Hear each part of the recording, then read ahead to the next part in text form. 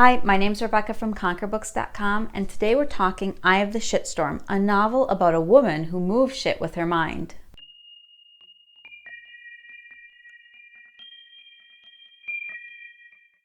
I did receive a free copy of Eye of the Shitstorm. However, ask the election flyers that come to my mailbox. Just because I get something for free doesn't mean I'm going to like it.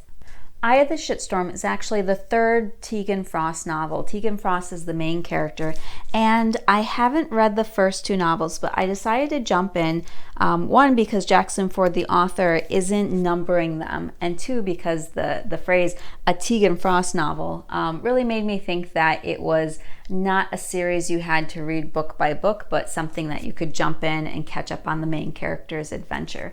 And I would like to report that that assumption is correct. I think if you decide to do the same, jumping right straight to this novel, you won't have a problem. Jackson Ford does a good job of making sure you get caught up on character and plot points. However, I can see the benefits of reading the first two books first, because there were definitely spoilers, of course, in this one. And I'm not sure I would want to go back to the first two now, knowing all of the things I know about twisty, turny things that happened in the first two books.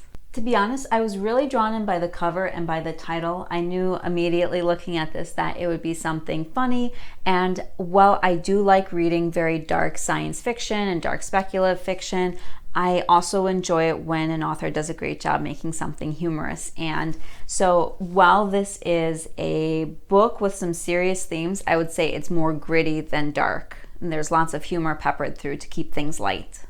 So, the synopsis. Teagan Frost is a woman who has telekinetic powers, psychokinetic, the back says. I don't know the difference between telekinetic and psychokinetic, but basically she moves things with her mind, and there is a lot of order and rules about what she can move and what she can't move. She has a very, very hard time moving organic matter, but she can kind of send out like echolocation and like get a sense of what is around her. So if somebody's carrying like a money clip and they're walking, out of vision, she still knows that somebody is moving.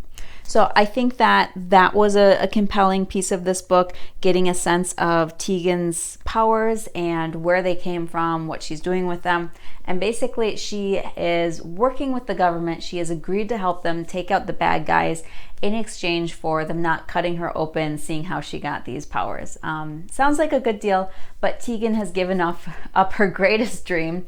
I know staying alive and not cut up is not her greatest dream. Her greatest dream is to become a chef. And I think more than just being a cook, I think more just a normal life, like being able to do normal things, having a job that she enjoys, being able to have a quieter life.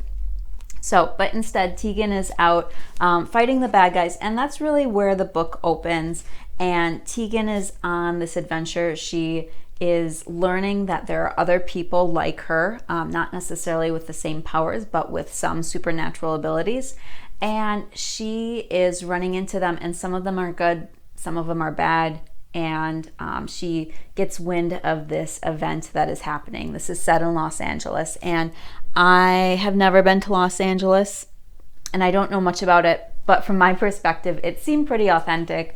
Oh my gosh, I forgot to mention that Los Angeles had been hit by this huge earthquake, several months before, and so there's this slight dystopian feel to it that there's all these people who are homeless, there are people who are trying to find food and shelter, and it's just another layer to the setting that I thought was well done and helped you visualize where Teagan and her co-workers are operating. There's a storage facility that is electrified, and it's the wood, the ground, the concrete, it's not just the metal, and they're thinking this through, well, but these things are conductors, how is this happening? And so Teagan is somebody very powerful is probably doing this. Teagan and her team want to check this out. So in addition to Teagan, there's Reggie, who is the other point of view character in this book, and she's really the person in command of the missions. And then there's Africa and Annie, who are going with Teagan, and they don't have supernatural abilities, but they both have their own strengths that they bring to the missions. So Teagan, Africa, and Annie go out and they want to figure out what's going on here. And Teagan finds that it's a young boy who is sending out these electrical pulses. And it's cool because Teagan can obviously get inside because she's got these special powers. She takes a door from a car and she just levitates it, and she sits on top as she's going through the building. So when you have supernatural powers like that, you can get a lot done. If you read the first 2 Teagan Frost books, of course, I think you're probably gonna read this one and get the same. If you haven't, you definitely can just jump straight into this book and have a good read. It was similar in some feelings to Hench, which I'll link up above because of the humor element, thinking about people with these supernatural abilities in a new way.